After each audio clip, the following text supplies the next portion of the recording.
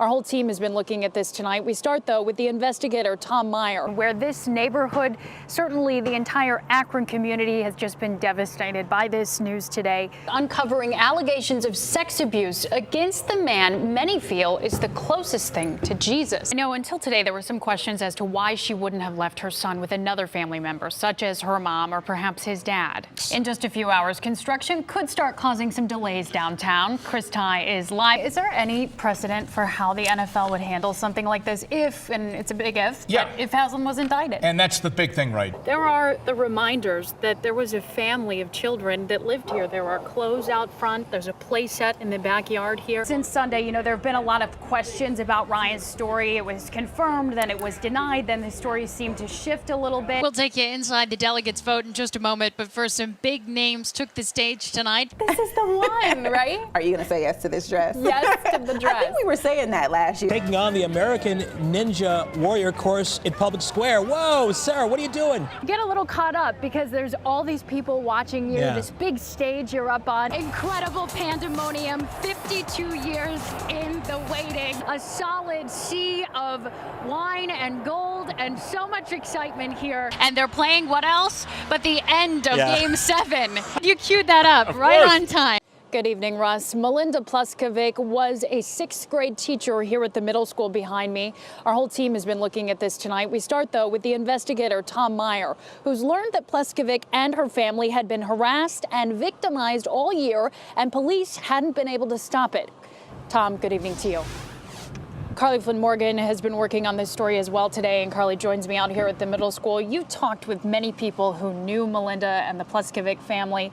It's got to be difficult for everyone, but that much more so for her students and how they're processing all of this today. Yes, Sarah, she was a teacher for nearly 3 decades and touched countless lives. Described as silly but serious when called for, no one I spoke with could understand why. Now, one of the couple's daughters was engaged, and Sarah, friends tell us that wedding was scheduled for this upcoming Saturday, adding to the terrible tragedy here. Oh my gosh, yeah, it's hard to imagine what the family is going through right now, and her wider family, the Strongsville community, all really shaken by this, as you can imagine. And so many of the students and teachers, it seems like, thinking of her school wasn't quite the same. You heard it there in the story. People who knew her say it'd be hard to find someone who wasn't touched by her in this Strongsville community. Yeah. All right, Carly, thank you. And Russ, as we said, the community here quite shaken by this, but the investigation is really just beginning. As Tom mentioned, police have been quite tight-lipped on this so far. What we know, we will touch on a little bit later in the broadcast. Hey, good evening. We have team coverage of the death of Steve Stevens. I'm Russ Mitchell in Studio A. And I'm Sara Shookman, live on East 93rd Street tonight. This is where Stevens targeted Robert Godwin Sr., killing him at random Easter Sunday and posting that video on Facebook. As you see behind me, a memorial here for Godwin is growing tonight, and the community is finding some sense of closure, knowing that the manhunt is over and that Steve Stevens is dead. Around 11 o'clock this morning, Stevens was spotted in an Erie, Pennsylvania McDonald's, less than 2 hours away from where this all started on Sunday. From the drive-thru, he led police on a short chase before turning the gun on himself. Our colleague Chris Ty is in Erie tonight. Chris, that McDonald's worker did what police have been asking us all to do: notice and call in a tip. Well, welcome back to our continuing coverage. Nearly 2 days after this all began right here, the news today: Facebook murder suspect Steve Stevens shot and killed himself after a short police chase in Erie, Pennsylvania. Now, the murder Sunday happened here at East 93rd and ended near an elementary school, an abandoned elementary school in Erie, Pennsylvania. That's where we find Channel 3's Monica Robbins tonight. And Monica, police had stressed this was a national manhunt, that Stevens could be somewhere nearby, that it could be somewhere far away. But as you spoke to folks in Erie today, I have to imagine that they were shocked to find he was right there in their neighborhood where he was found.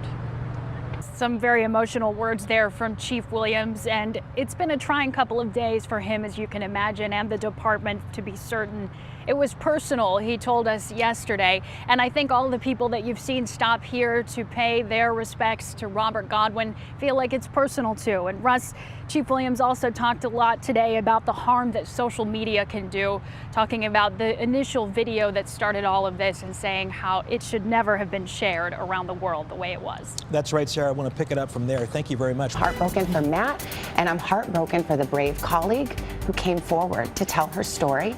The day began with a shock. Matt Lauer out at the Today Show after more than 20 years. Now, a new bombshell. Allegations from multiple women about what they say NBC's star anchor was doing at the office.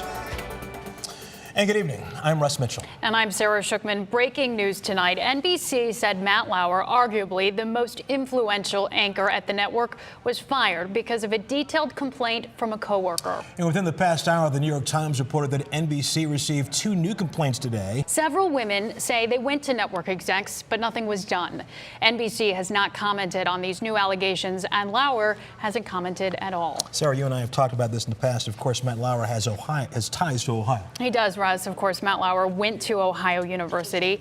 And in a statement on Twitter today, the Scripps College of Communication there said, quote, "We are disappointed to hear of Lauer's alleged conduct at NBC News. And we believe all people deserve to work in a safe, positive, and nurturing environment. And any incidents of sexual misconduct should be handled with the utmost respect and care." Now, the initial report of misconduct was allegedly took place in 2014 at the Sochi Games. You were there as well. You saw them, right? Yeah, absolutely. I mean, Sochi, like other Olympic assignments, everybody's working really closely together. So everyone with NBC was there all in one place, and actually spent some time with Savannah and Matt one morning. Here I am talking to them on the Today Show set.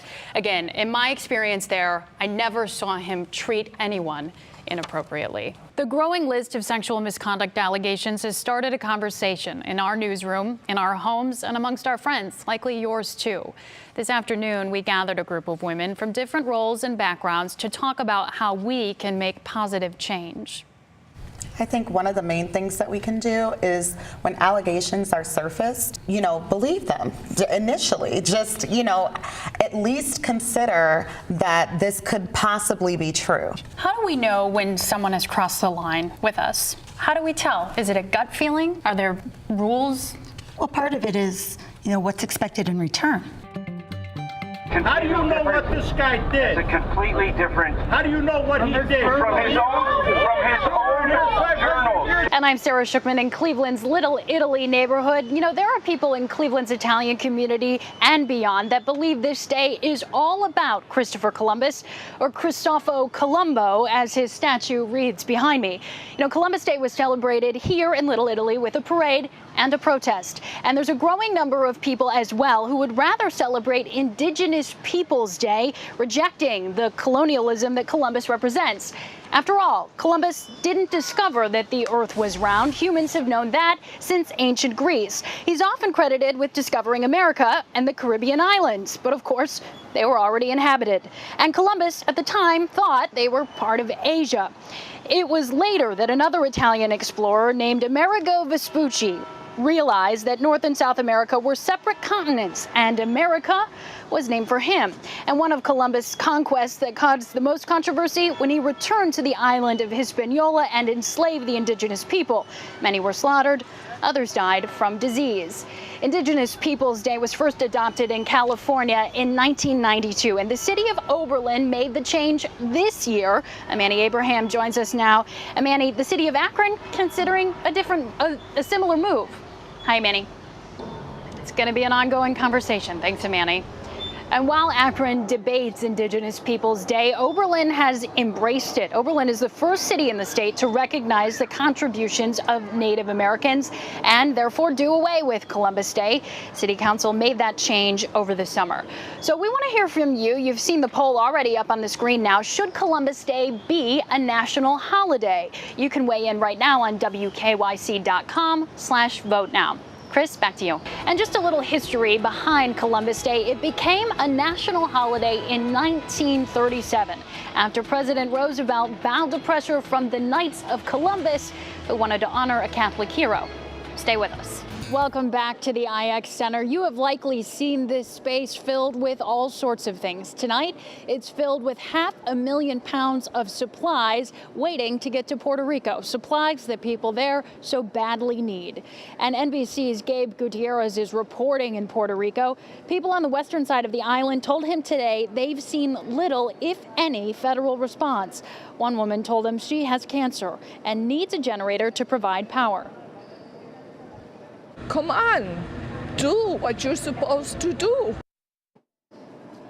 The response from individuals has been impressive, even here in Northeast Ohio. In fact, one Lorain County-led group managed to get a big delivery of supplies to the island, but it wasn't easy. Our Monica Robbins is out here with me tonight. Monica, it has to be frustrating to have all of these things, all of these people depending on you to try to do good and then get up against this problem. Yeah, it really is frustrating, especially for the Puerto Rican communities in both Lorain and Cleveland, here in Cleveland. Angel Arroyo actually said he saw the same thing that Gabe Gutierrez just reported on, that people were only getting one bottle of water or a handful of crackers. Meanwhile, while it is so frustrating, people are collecting supplies not for strangers, for friends and family members. And those donated supplies that New York's National Guard took over, they were not delivered by a transport plane. They were delivered by JetBlue.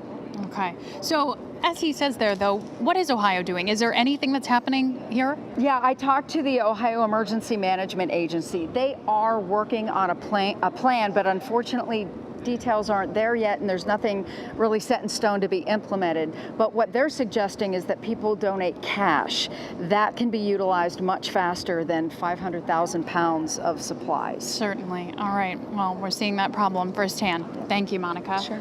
Russ, we'll toss things back inside the studio. You know, when you stand in front of these 500,000 pounds of supplies, it really is a lot of stuff that is so badly needed in Puerto Rico.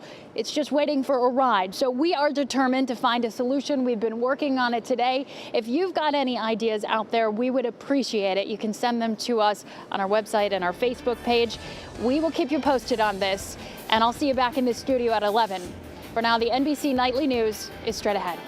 Ninjas invade public square. Coming up, a behind-the-scenes look at the hit show being filmed right here in Cleveland. And good evening, I'm Sara Shookman here on Superior on the main course for American Ninja Warrior. Those test races are underway right now, and later tonight, about 100 people will be competing here in a qualifying round.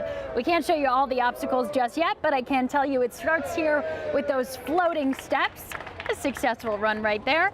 And that famous warp wall is along the course as well. Taping begins at 8:30 tonight. Only 15 people of those 100 competing today will be advancing to the Season 9 finals. I knew my partner Sara Shookman was brave and adventurous, but here she is taking on the American Ninja Warrior course in Public Square. Whoa, Sara, what are you doing? Oh my gosh, I knew this wouldn't be pretty to watch, but this is actually the first time I've seen it, and wow. It's harder than it looks, guys. Let me just say that much, okay? Yeah. It was incredible to have all these people cheering me on, though, and I was just determined, like, not to end up in that water. Right. Oh my gosh. Here you go. Oh my goodness. Oh. Was it scary? How would you describe it? I was totally freaked out before we even got started. When they just approached me about doing this, I mean, I was pretty nervous. And so as I say that, with our next contestant up right behind me here, I'm sure these folks are not nervous. But yes, it does. You get a little caught up because there's all these people watching you, this big stage you're up on, and then you need a lot of physical ability to be able to do these things, more than I have. Well, listen. Just going to the gym doesn't get you there. Major props to you for trying that. Thank That's you. fantastic. Thank you. Do something that scares you, right? Something I like did that today.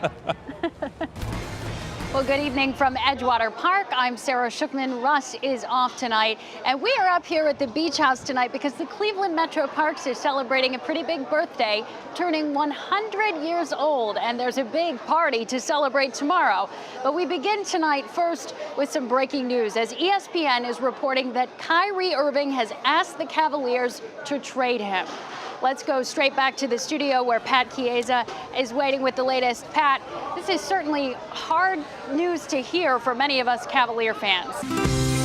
100 years young, the Cleveland Metro Parks are celebrating a century of biking, blading, swimming, fishing, and fun. 19 million people visit the oldest park district in Ohio that now has 300 miles of trails across 18 reservations, golf courses, beaches, and one wild zoo. And with a century under their running shoes, they say the best is yet to come. And that is why we are here tonight. This is where the Cleveland Metro Parks will kick off its centennial party tomorrow night. It's really a celebration for everyone who uses the Metro Parks all around the region, and they are certainly expecting a big crowd here tomorrow. They've been setting up the stage behind us. The entertainment kicks off around 2:30 tomorrow afternoon, building up the excitement all afternoon, all day. The Michael Stanley Band will be taking the stage at 9 o'clock, followed by fireworks at 9:40 tomorrow night. That's really the pinnacle of all of this. And with so much going on, not only here, but so many other places this weekend in Northeast Ohio, Betsy Kling has been watching the radar for us back at WKYC. Hey, Betsy.